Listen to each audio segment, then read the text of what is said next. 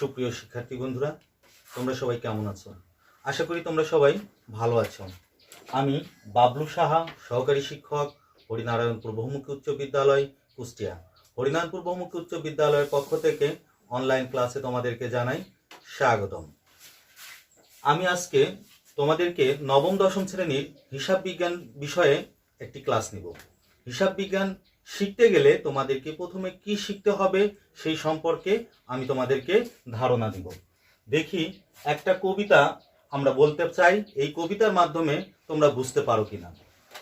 হিসাব বিজ্ঞান শুধু হিসাবেরই খেলা, সর্বত্র সবখানে শুধু হিসাবেরই মেলা। সুপ্রিয় শিক্ষার্থী বন্ধুরা, বুঝতে পারছো আমি কি বলতে চাচ্ছি? এখন যদি তোমাদের কাছে প্রশ্ন করা হয় যে হিসাব বিজ্ঞান শিখতে গেলে তোমাদেরকে প্রথমে কি শিখতে হবে, তোমরা কেউ বলবে জাবেদা, কেউ বলবে খতিয়ান, কেউ বলবে র্যামিল, কেউ বলবে দুতরফা দাখিলা পদ্ধতি।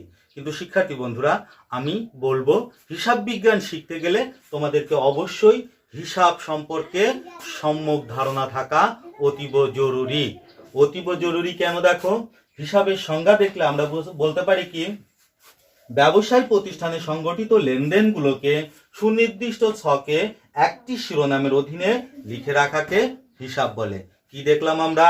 ব্যবসায় প্রতিষ্ঠানে সংগঠিত লেনদেনগুলোকে সুনির্দিষ্ট ছকে একটি শিরোনামের অধীনে লিখে রাখাকেই হিসাব বলে। আর যে শিরোনামের অধীনে লিখে রাখা হয় তাকে হিসাব খাত বলে। শিক্ষার্থী বন্ধুরা, তোমরা অবশ্যই হিসাব সম্পর্কে ভালো ধারণা থাকা অতীব জরুরি। কারণ তুমি যদি দুতরফা দাখিলা পদ্ধতি আবিষ্কার করতে চাও বা লিখতে চাও বা করতে চাও, অঙ্ক করতে চাও, সেখানে তুমি দেখবা যে ডেবিট ক্রেডিট বিশ্লেষণ করতে হবে। আর ডেবিট ক্রেডিট বিশ্লেষণ করতে গেলে তোমাদেরকে ব্যয় সম্পদ আয় দায় অবশ্যই চিনতে হবে। ব্যয় সম্পদ আয় দায় যদি তুমি চিনতে না পারো তাহলে তুমি কখনোই ডেবিট ক্রেডিট নির্ণয় করতে পারো না। আর ডেবিট ক্রেডিট নির্ণয় করতে না পারলে তুমি দুতরফা দাখিলা পদ্ধতি করতে পারো না। লেনদেনের মধ্য থেকে দুইটি হিসাব খাত নির্ধারণ করতে চাও, সেখানেও কিন্তু তোমার হিসাবের প্রয়োজন। কারণ তুমি ব্যয় সম্পদ আয় দায় না চিনলে কখনোই দুইটি হিসাব খাত নির্ধারণ করতে পারবা না।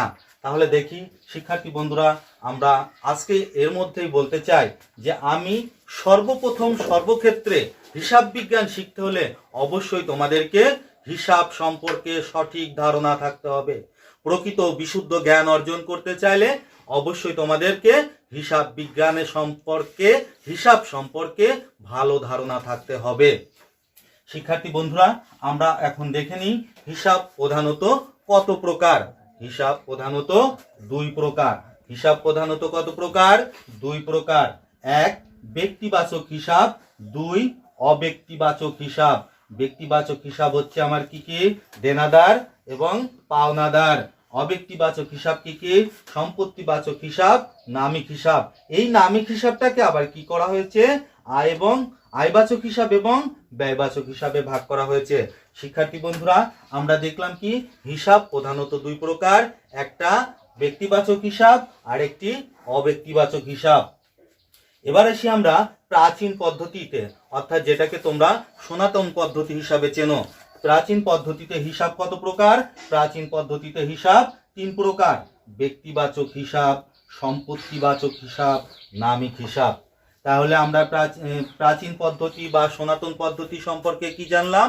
সনাতন পদ্ধতি হচ্ছে তিন প্রকার: ব্যক্তিবাচক হিসাব, সম্পত্তিবাচক হিসাব, নামিক হিসাব। শিক্ষার্থী বন্ধুরা, আমরা এবার শিখব আধুনিক বা সমীকরণ পদ্ধতিতে হিসাব কত প্রকার।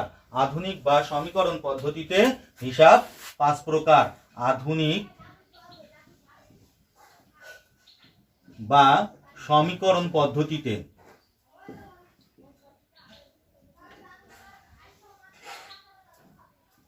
হিসাব পাঁচ প্রকার। এই পাঁচ প্রকার কি কি? যথা: এক, ব্যয়। দুই, সম্পদ। তিন, আয়। চার, মালিকানা সত্ত্ব।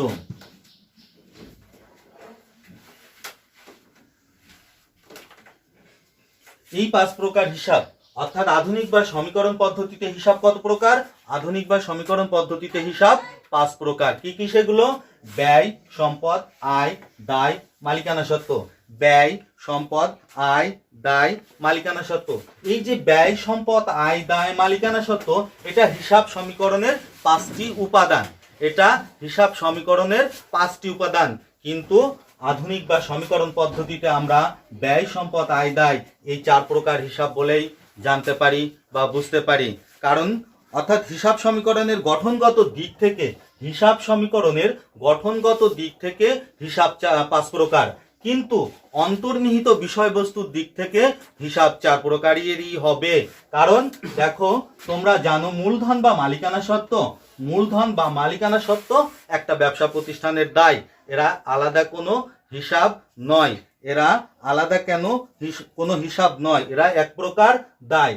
তাহলে ব্যয়, সম্পদ, আয়, দায় বলার পরে আর কি আলাদা করে বলার দরকার আছে যে মালিকানা সত্ত্ব বা মূলধন?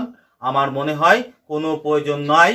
শুধুমাত্র ব্যয়, সম্পদ, আয়, দায় এটুকু বললেই আমরা বুঝবো যে হিসাব অন্তর্নিহিত বিষয়বস্তুর দিক থেকে হিসাব 4 প্রকার। আলাদাভাবে মালিকানা সত্ত্ব না বললেও চলে। তাই সমীকরণ পদ্ধতিতে বা আধুনিক পদ্ধতিতে হিসাব 4 প্রকারেরই হবে। তবে সমীকরণের উপাদান 5টি। তাই তো আমি কবির ভাষায় বলি, ব্যয়, সম্পদ, আয়, দায় চিনতে পারলে কে ঠেকায়। আবারও বলি, হিসাব ছাড়া দিশেহারা, অন্য পথ নাই, সব ছেড়ে সবার আগে হিসাব শিখো তাই।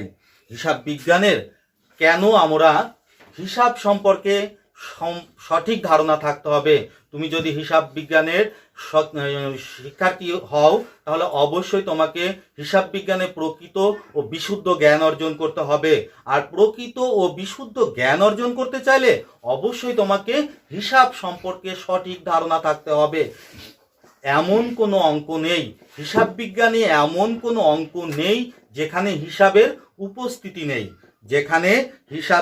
উপস্থিতি নেই।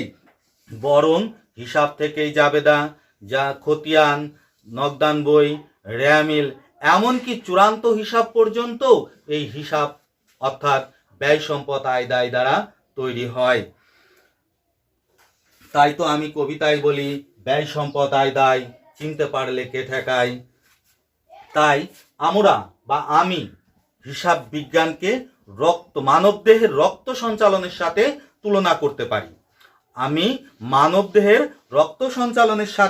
তুলনা করতে পারি। যেমন মানবদেহের প্রতিটি অঙ্গে পাওয়া যায় রক্ত এবং প্রতিটি অঙ্গেরই প্রয়োজন হয় এই রক্তের হিসাবও তেমনি হিসাব বিজ্ঞানের প্রতিটি অঙ্গে বা অঙ্কে হিসাবের প্রয়োজন হয়।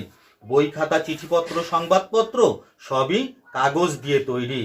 ঠিক তেমনি হিসাব বিজ্ঞানের সমস্ত অঙ্কই হিসাব দ্বারা তৈরি। অর্থাৎ হিসাব বলতে আমরা ব্যয়, সম্পদ, আয়, দায়টাকেই চিনব। সমস্ত অঙ্কগুলো অর্থাৎ ব্যয়, সম্পদ, আয়, দায় দিয়ে তৈরি হয়। শিক্ষার্থী বন্ধুরা, তোমরা অবশ্যই ইংরেজি পড়ো, ইংরেজি শেখো। ইংরেজি শিখতে গেলে তোমাদেরকে প্রথমে কি শেখানো হয়? অবশ্যই তোমরা বলবে টেন্স শেখাতে হয় বা টেন্স শিখেছিলাম স্যার।